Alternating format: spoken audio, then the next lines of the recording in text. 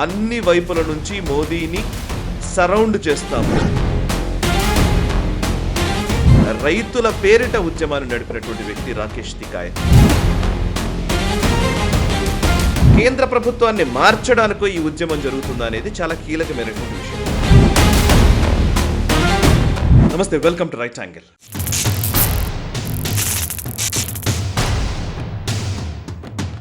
విద్యార్థుల సమస్యలకు సంబంధించి అండ్ పేపర్ లీకేజ్లకు వ్యతిరేకంగా వచ్చినటువంటి ఒక చట్టానికి సంబంధించి పార్లమెంట్లో చర్చ అందరూ ఫాలో అవుతున్నారు.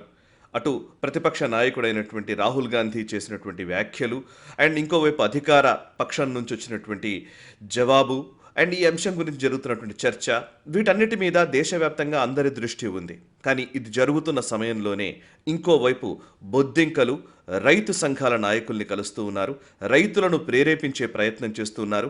రైతులు ఈ బొద్దింకలు కలిసి నరేంద్ర మోదీ ప్రభుత్వాన్ని చుట్టుముట్టాలని ఆల్రెడీ యాక్షన్ ప్లాన్ సిద్ధం చేసుకున్నారు. వివరాలు చెప్తాను.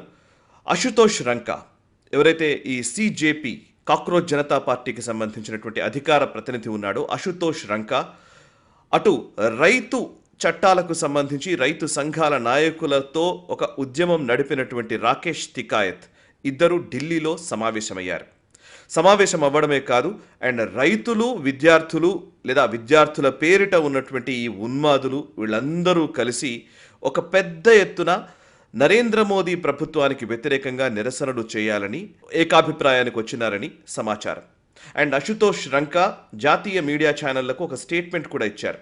ఆ ఇచ్చిన స్టేట్మెంట్ ఏంటంటే, We hope that our farmer brothers and the students and youth of this country will work together to surround the Modi government from all sides. అన్ని వైపుల నుంచి మోదీని సరౌండ్ చేస్తాము, చుట్టుముడతాము. ఎవరెవరు?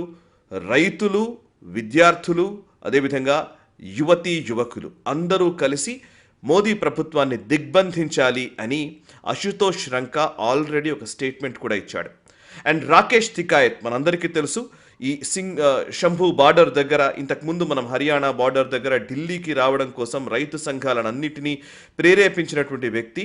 అండ్ ఖలిస్తానీ వేర్పాటువాద మూకల నుంచి డబ్బులు తీసుకొని విదేశీ నిధులకు మరిగి ఇక్కడ ఈ దేశంలో అస్థిరత క్రియేట్ చేయడం కోసం రైతుల పేరిట ఉద్యమాన్ని నడిపినటువంటి వ్యక్తి రాకేష్ తికాయత్ అండ్ ఇప్పుడు ఈ బొద్దింకలు కలిసి ఉద్యమం నిర్వహించడానికి ఆల్రెడీ ప్రణాళిక రచించినట్టుగా తెలుస్తోంది. నిజానికి నరేంద్ర మోదీ ప్రభుత్వానికి అసలు ఊపిరి పీల్చుకోవడానికి కూడా టైం ఇవ్వకూడదు అని విదేశీ శక్తులు భావిస్తున్నట్టుగా సమాచారం. విదేశీ కుట్రదారులు ఇప్పటి వరకు 12 సంవత్సరాల నుంచి ఎదురు చూస్తూ ఉన్నారు. నిజానికి షార్క్కి బ్లడ్ వాసన దొరికితే ఎలా ఉంటుంది? అసలు అలాంటి పరిస్థితుల్లో ఇవాళ బొద్దింకలు, రైతులు అండ్ దేశ విద్రోహ శక్తులు, డీప్ స్టేట్కి సంబంధించిన వాళ్ళు అందరూ ఉన్నారు. ఎందుకంటే 12 సంవత్సరాల్లో మోదీ ప్రభుత్వం నిజానికి ఒక్కసారిగా కొంత దిగి వచ్చినటువంటి సందర్భం ఏదైనా ఉందంటే అది మొన్న బొద్దింకల ఉద్యమం ద్వారా జరిగిందే. అండ్ బొద్దింకల ఉద్యమాన్ని అణిచివేయని పరిస్థితుల్లో నిజంగా వాళ్ళు ఏ డిమాండ్లు చెప్తే ఆ డిమాండ్లను అంగీకరించిన పరిస్థితి కూడా మొన్ననే నెలకొంది. సో ఇప్పుడు ఇదే అదునుగా చూసుకొని ఈ సందర్భాన్ని బేస్ చేసుకొని ఇలాగే ఇంకాస్త ఒత్తిడిని పెంచాలనే ఉద్దేశంతో ఆల్రెడీ ప్రణాళిక సిద్ధం చేసుకున్నారు. ఓవైపు ఢిల్లీలో రాకేష్ తికాయత్, అశుతోష్ రంకా సమావేశమయ్యారు. మరొక వైపు మధ్యప్రదేశ్లో ఆల్రెడీ రైతుల ఉద్యమం మొదలైపోయింది. సోమవారం నాడు మధ్యప్రదేశ్లో సోమవారం నాడు నర్మదాపురం జిల్లా నుంచి భోపాల్కు రైతుల సంఘాలకు సంబంధించినటువంటి చాలామంది భోపాల్ వరకు, మధ్యప్రదేశ్ రాజధాని భోపాల్ వరకు మార్చి లాగా వచ్చారు. వాళ్ళందరూ కూడా యాత్రగా బయలుదేరి వచ్చారు. ఇది నర్మదాపురం డిస్ట్రిక్ట్ అనేది భోపాల్కు 80 కిలోమీటర్ల దూరంలో ఉంటుంది. సోమవారం నాడు బయలుదేరిన వీళ్ళు మంగళవారానికల్లా భోపాల్ అవుట్స్కట్స్కి చేరుకున్నారు, భోపాల్ సరిహద్దులోకి చేరుకున్నారు. అండ్ అక్కడ ఒక క్యాంప్ ఏర్పాటు చేసుకున్నారు. ఎక్కడ అంటే సావర్కర్ బ్రిడ్జ్ దగ్గర ఒక క్యాంప్ ఏర్పాటు చేసుకున్నారు. సీఎం నివాసానికి సుమారు 8 కిలోమీటర్ల దూరంలోనే ఇప్పుడు ఈ రైతుల పేరిట ఉన్నటువంటి ఉద్యమకారులందరూ ఉన్నారు. సీఎం నివాసాన్ని ముట్టడించాలనే పిలుపు మేరకు అదే సంకల్పంతో మేమందరం ముందుకు వెళుతున్నామని ఆల్రెడీ వాళ్ళు పిలుపునిచ్చారు. అండ్ దీనిపైన మధ్యప్రదేశ్ ప్రభుత్వంలోని వ్యవసాయ శాఖ మంత్రి ఐదల్ సింగ్ కన్సానా ఆయన ఆల్రెడీ ఈ రైతు సంఘాల నాయకుల్ని కలిశారు. అండ్ వాళ్ళ డిమాండ్ల పరిష్కారం కోసం ఆల్రెడీ చర్చలు మొదలుపెట్టారు. అసలు డిమాండ్లు ఏంటి నేను చెప్తాను. డిమాండ్లు ఏంటి అని అంటే కనుక మధ్యప్రదేశ్లో ఎక్కువగా పెసర్లు అంటే ఈ మూంగ్ అంటారు కదా, మూంగ్ దాల్, ఈ పెసరపప్పు ఎక్కువగా పండిస్తారు. ఈ పెసర్లని నిజానికి కేంద్ర ప్రభుత్వపు లెక్క ప్రకారం దీనికి ఎంఎస్పి ఉండదు. అండ్ దీన్ని ఏమంటారంటే ప్రైస్ సపోర్ట్ స్కీమ్ అంటారు, పిఎస్ఎస్ అంటారు. అంటే దీని ప్రకారం ఏంటంటే మొత్తం ఎంఎస్పి అంటే ఉన్న ఎంతైతే పెసర్లు పండించారో అవన్నీ కూడా కేంద్ర ప్రభుత్వం కొనుగోలు చేయదు. కొనుగోలు చేసే దాంట్లో మొత్తం ప్రొడక్షన్లో 25% మాత్రమే వీళ్ళు కొనుగోలు చేస్తారు. అండ్ మిగతా వాటికి ఎంఎస్పి ఉంది. కందులు, మసూర్లు, లేకపోతే మిగతా వాటికి మినుములు, వీటికి 100% ఎంఎస్పి ఉంది అని చెప్తూ ఉన్నారు. బట్ పెసర్లకి 100% ఎంఎస్పి లేదు. మినిమం సపోర్ట్ ప్రైస్ కింద కనీస మద్దతు ధర ప్రకటించాలి. 100% ఎంతైతే ప్రొడక్షన్ జరిగిందో, ఎంతైతే పెసర్లను పండించారో ఆ పంట మొత్తాన్ని కేంద్రం కొనుగోలు చేయాలనే డిమాండ్ తోటి ఇప్పుడు ఈ రైతులు నిరసన చేపడుతున్నారు. ఈ నిరసన నిజానికి ఇది మొట్టమొదటిసారి ఒక రకంగా చెప్పాలంటే మధ్యప్రదేశ్లో వ్యవసాయ ఆధారితమైనటువంటి రాష్ట్రంగా మధ్యప్రదేశ్కు పేరుంది. శివరాజ్ సింగ్ చౌహాన్ గారికి రైతుల్లో మంచి పేరుంది. ఆయన ఇప్పుడు కేంద్ర వ్యవసాయ శాఖ మంత్రిగా ఉన్నారు. మధ్యప్రదేశ్లోనే ఉద్యమం మొదలైంది. మధ్యప్రదేశ్ నుంచి వచ్చినటువంటి శివరాజ్ సింగ్ చౌహాన్ గారు కేంద్రంలో వ్యవసాయ శాఖ మంత్రిగా ఉన్నారు. ఇప్పుడు మధ్యప్రదేశ్ వ్యవసాయ శాఖ మంత్రి కేంద్ర ప్రభుత్వానికి లేఖ రాశారు. సో 100% కొనుగోలు చేసే విధంగా వీళ్ళు డిమాండ్ చేస్తూ ఉన్నారు. అండ్ అందులో ఇప్పుడు ప్రస్తుతం 25% మాత్రమే కొనుగోలు చేయడానికి అవకాశం ఉంది. అంటే సుమారు 20 లక్షల మెట్రిక్ టన్నుల పెసర్లు ఈ సంవత్సరం మధ్యప్రదేశ్లో పండించినట్టుగా సమాచారం. అంటే అందులో 4.56 లక్షలు ఆల్రెడీ కొనుగోలు చేశారు, 25%. మిగతావి మొత్తం 8 లక్షల మెట్రిక్ టన్నుల దాకా కొనుగోలు చేయాలని రాష్ట్ర వ్యవసాయ శాఖ మంత్రి కేంద్ర ప్రభుత్వానికి లేఖ రాశారు. అండ్ ఓవరాల్గా చెప్పాలంటే మొత్తం సుమారు భారతదేశానికి సరిపడా 40% పెసర్లు కేవలం మధ్యప్రదేశ్లోనే పండుతాయి. అంటే అర్థం చేసుకోవచ్చు ఎంత ప్రొడక్షన్ ఉంటుందో. ఉన్న ప్రొడక్షన్ మొత్తం, ఉత్పత్తి మొత్తాన్ని కూడా, పంట మొత్తాన్ని కూడా ఇవాళ కేంద్ర ప్రభుత్వం కొనాలనేది ఈ రైతులు చేస్తున్నటువంటి డిమాండ్.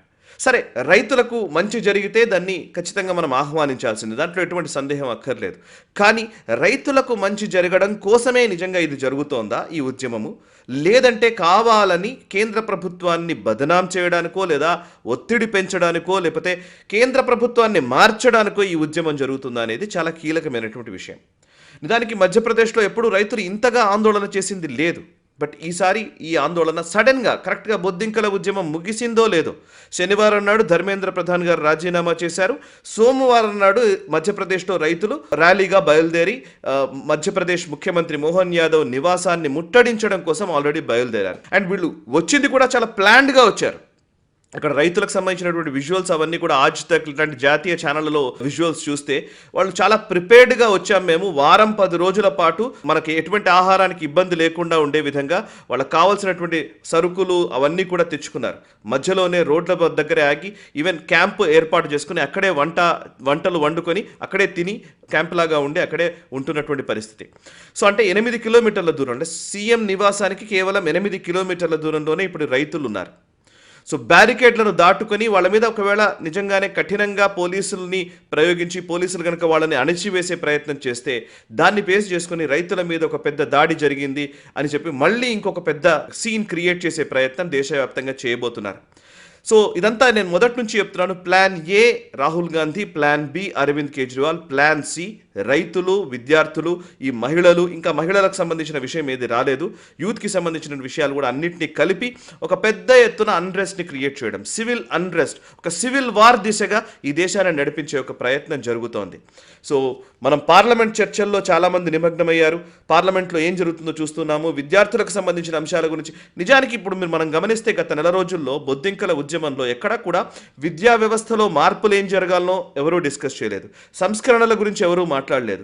పాలసీలు ఏ విధంగా ఉండాలో ఎవరూ చర్చించలేదు. కేవలం అందరి టార్గెట్ ఒకటే, నరేంద్ర మోదీ, నరేంద్ర మోదీ, నరేంద్ర మోదీ. అండ్ ప్రభుత్వాన్ని గద్దెదించాలి, నేపాల్ తరహా సిచ్యువేషన్ క్రియేట్ చేయాలి, బంగ్లాదేశ్లో లాగా తరిమివేయాలి. ఇవే అంశాలు వినబడ్డాయి. కానీ నిజంగా విద్యార్థులకు సంబంధించిన సమస్యల మీద చర్చ ఎంత మేర వచ్చింది? సో ఇప్పుడు రైతుల పేరిట కూడా ఏం జరగబోతోంది? Let's wait and see.